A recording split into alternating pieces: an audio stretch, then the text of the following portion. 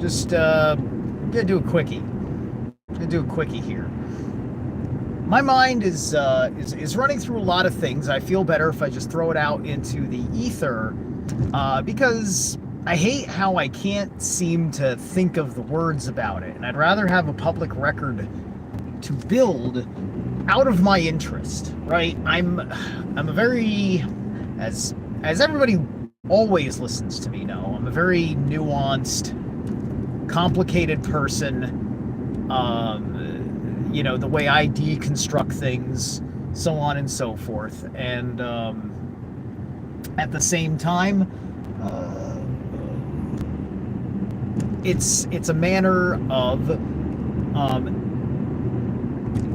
am I also someone who is capable of knowing what to say to people whom might be very, very, very ideologically different from me that I'm interested in, right?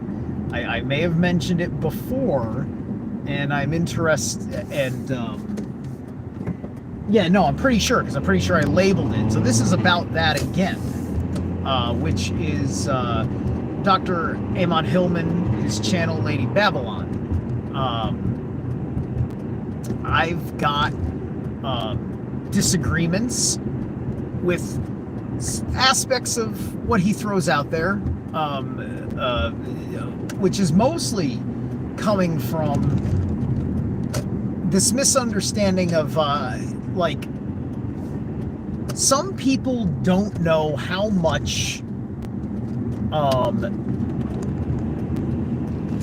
other people are lying about them, right? And everybody, like, there's a, or we know, but it's such a gross and reckless level of ignorance that it doesn't matter. And perhaps you're right, or perhaps it's just something that you're passionate about, right? Long story short is that, Dr. Hillman, he's seems to be a Democrat, seems to be a liberal. I don't know if he's has a socialist mindset or a communist mindset. I mean, I guess he's not a communist mindset, because he's also, like, he's anti-Soviet Russia, which, he's of the camp that believes that that Putin is doing the Soviet Russia thing. And maybe he is, and whether I'm for or against it, it's just like, would Dr. Hillman like me because I would take an anarchist approach to it, where I'm just like, dude, like, maybe you don't want Russia to exist. I mean, I don't want America to exist. I think there should just be fucking tribes of people just being cool, doing what they do.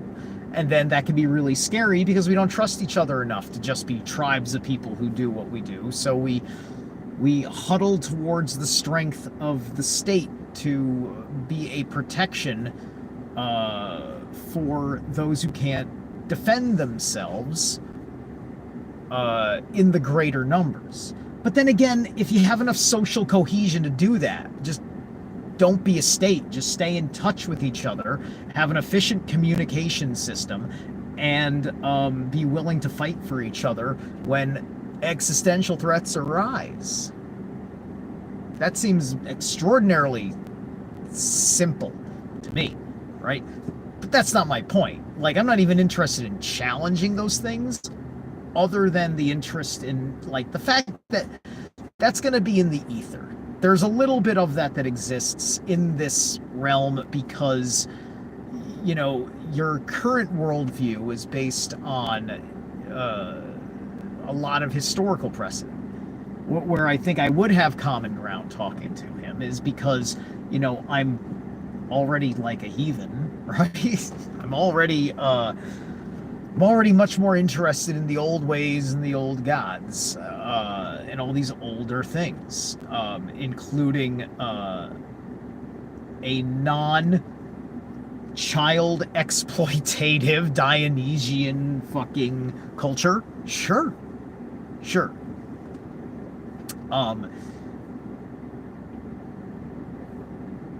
just because I think that I didn't think there'd be all this kind of stuff about people in the world.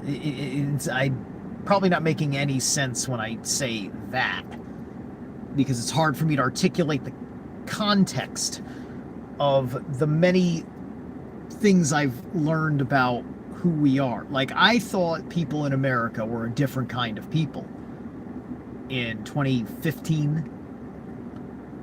You know, by the end of 2017, I was starting to realize that there's a deeper problem that wants to be here, that wants to make things worse because it's upset and scared about the poor judgments of the other side. But at the same time, I'm just like, historical precedent says that there's always been this. It just never was unified under like the Christians versus the non-Christians or whatever. You know, it was like there was people of a more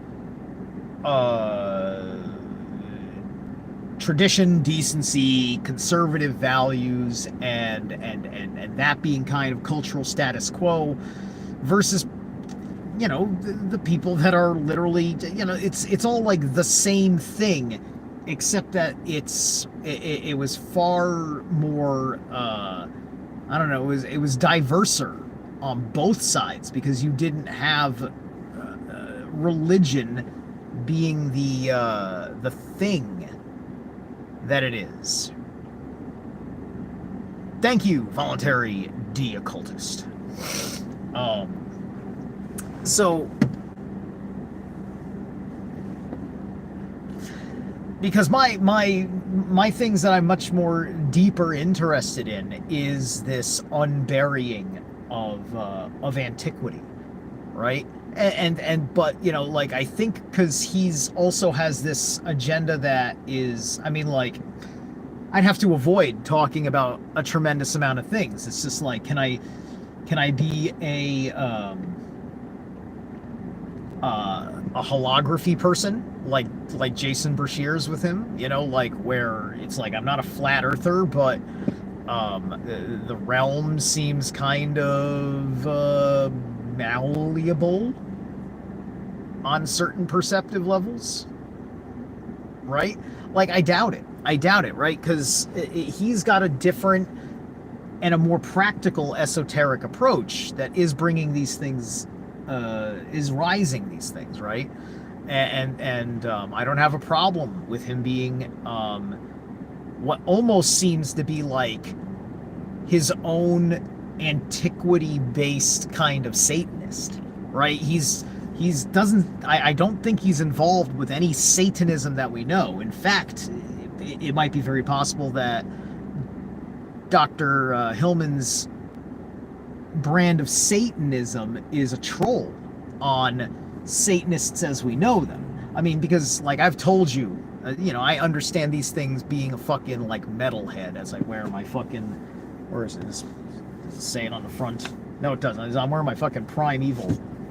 Where am I? Prime Evil. Shout out Prime Evil. My Prime Evil fucking hoodie.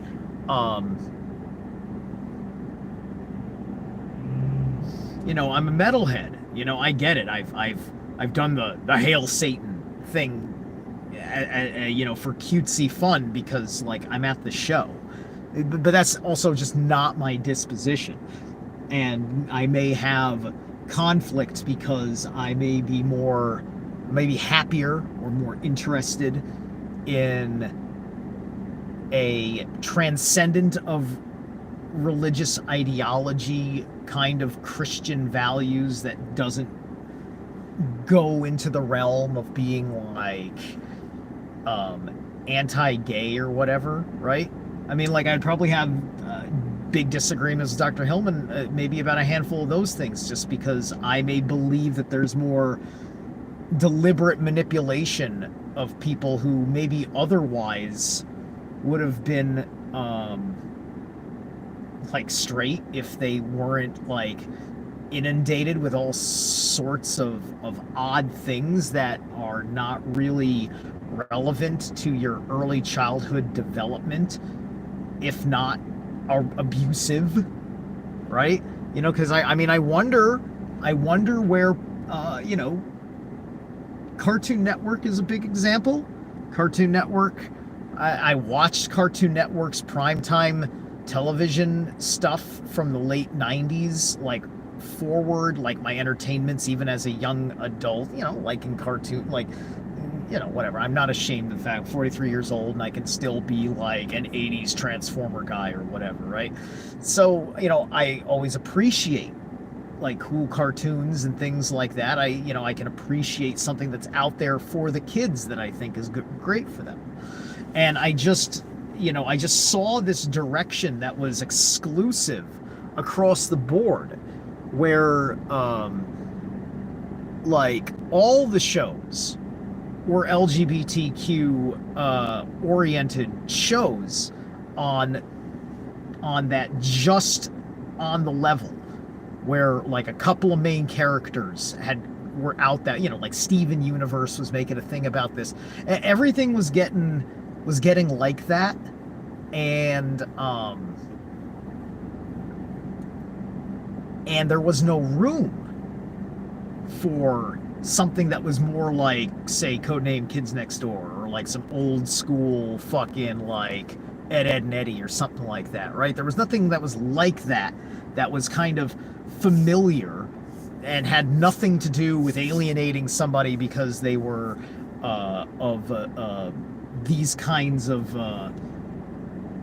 values, ethics, morals, sexual proclivities, so on and so forth, right? I mean, you're talking about children's programming, and obviously it wasn't a sexual thing. It was all just human relationships, you know, odd feelings or whatever. And I suppose, you know, and then it's a question of why all of that is emerging. And some would say that it's always been there, and that the conservatives were just being asshole. Conservative asshole. They don't know. Everybody gay, don't you know? I had to do that. Sorry.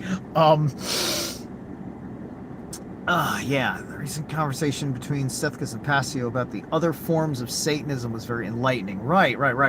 And I don't think any of that. It's just like, in fact, you know, like I showed Sethicus, there was this one, it wasn't one of his live streams. It was the Lady Babylon. It was the first Lady Babylon video I saw, was his whole thing about Bacchus and how there would be like this parade of debauchery that would cut through the land. And I wanted to show that to Sethicus because I felt like this is a historical reference to Golveg and Haith.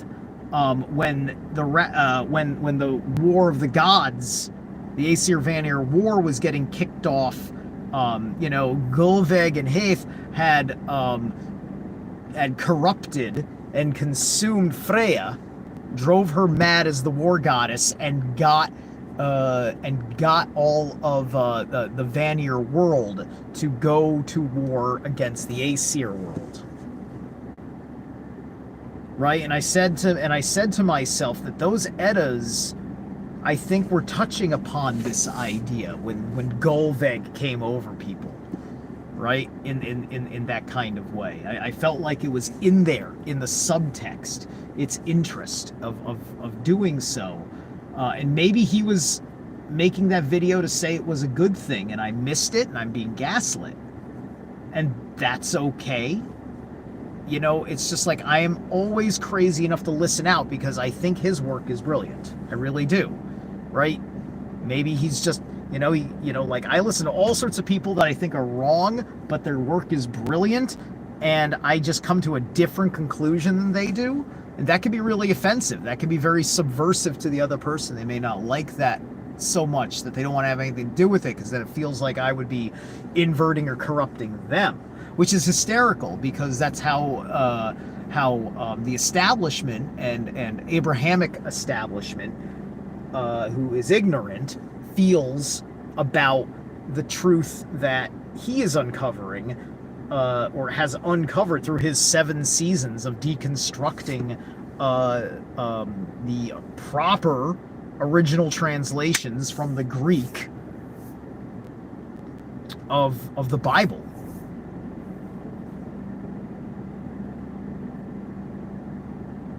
Thank you. But don't think of me. Think of John Schaefer and how much he got screwed for that shit, right? See, there's another I watched him show his like I think most of the people that were there January 6th were they were all patsies. Just patsies that really wouldn't have actually harmed a fly. I like Jake Angeli, sort of, although he doesn't like metal. Makes, it's just like when he was asked about metal when he was on that podcast, Paranoid American. It wasn't on his channel, but Paranoid was on the panel, and he had like no wherewithal. It's just like, man, you miss an opportunity to talk about Iced Earth, a metalhead that would have been basically there in the Capitol the same fucking time as you. You missed the chance to talk about John Schaefer. Nobody told him about what happened to John Schaefer. John Schaefer was like the most popular person that was involved and suffered consequences for their participation in a it was a rowdy protest. All right, I'm not gonna. I don't think there's much to say. It was, quote, peaceful. It was maybe not violent on our end, perhaps, but then again, you can't even say. I mean, you can see people. They're scaling the guy. I mean, that all did fucking happen. You could say it was fucking staged, but that's a lot of people, and plenty of people that would have gotten caught up in the excitement of it actually happening, right? But all those people really wanted was for the system to acknowledge that there is something faulty in the documents they were going to verify to say that this inauguration and transition of power is based on a legitimate election situation. It's so many things that I don't want to talk about that would be lurking there because of the kind of person I am, who isn't just Mr. exclusively talking about the antiquity education academia, and I have my own thing, and I do magic in my own right, and et cetera, et cetera. So I need to just get this out, because if I put it in the ether, then maybe that gives me a chance to have it. Because I listen to how he it's just like, I'm like, if I say that, the way he said he thinks about people with certain thoughts, I think he might assume that I have the wrong idea, because I think he's looking for a certain kind of audience that isn't me, right? Because he cares about the integrity of the institutions.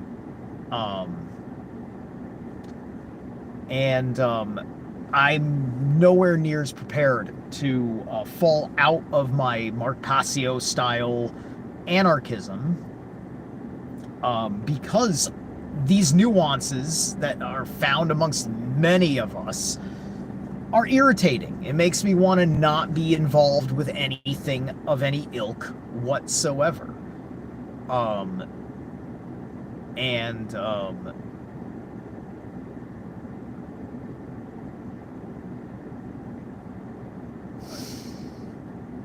But at the same time, other than people just acting right, I don't know what it would take. Oh, and how you doing, polymathing? Good to see you.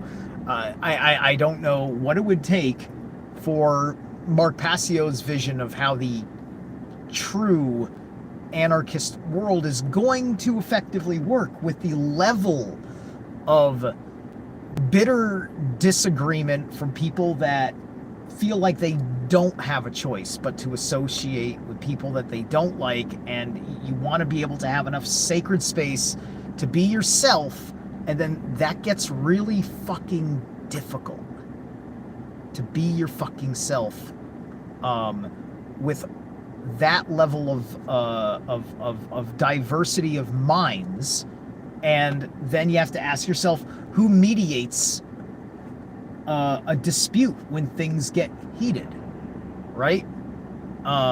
Because and there's answers for all, like I know that Passio's got like such full blown whatever about. I mean, like there's many people that teach us ways to do it. I mean, you read the passage in Act 3 of Atlas Shrugged, where John Galt's explaining how his gulch works, how his Atlantis works. Hey, Cherie. Dark outside. Wow. Yeah. Sun sets right now around 4:50, 4:55 or so. And what is embarrassing? Why are you embarrassed? What do you got to be embarrassed about? No, don't reconnect. I mean, yes, reconnect, but why are you reconnecting like that? All right. And whenever I get close to the house, the phone automatically detects the router and it turns the Wi-Fi on, and then it struggles between Wi-Fi and cell signal to give you my internet, and then it screws with the live stream.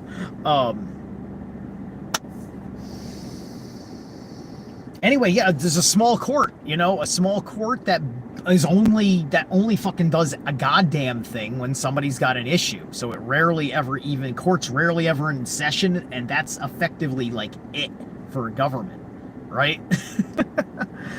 So, there's a lot, and it's a question of is that a delusion? Because I think it takes so much unified thought, right? And at the end of the day, the only thing you can do is just, you make your own personal secession, and you find like-minded people to secede. You keep it a really fucking small community, super fucking small community, and to the point where, like, if something goes wrong, there's no jail. You're just kicked out of the community. Fucking old school exile.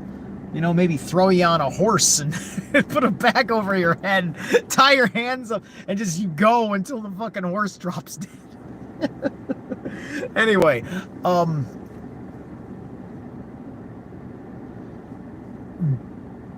but at the end of the day, I don't know if we can all come together. I just want to be capable of having some cool moments with some fucking interesting people, and seeing how that goes, and hoping that we can do each other a better and deeper service from whatever positions and dispositions that we have. Anyway, thank you so much. It was good to see, I had like 8 people in here. It's good that I'm getting a little bit of attention. Beautiful to see the chat doing its thing. All right, guys. Right, exactly.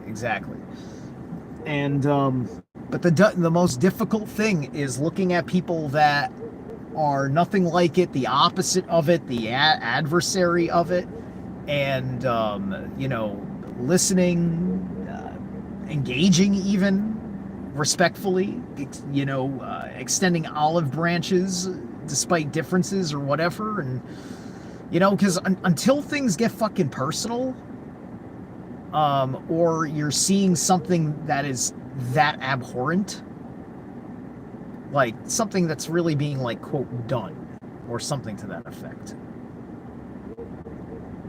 So I don't think I don't know. Anything's possible. I should probably reach out to Gnostic Informant. I could probably talk to that guy easier. maybe if I talk to Neil first, if Neil will have me. We'll see how all that goes. I find it amusing that he's done like a panel or two with Made by Rim Job. Oh my God, hanging, just debating the ortho bros or whatever. But yeah. You need a Zerilath emoji. All right, guys. Thank you so much. I should really have my private evening now. Catch you later.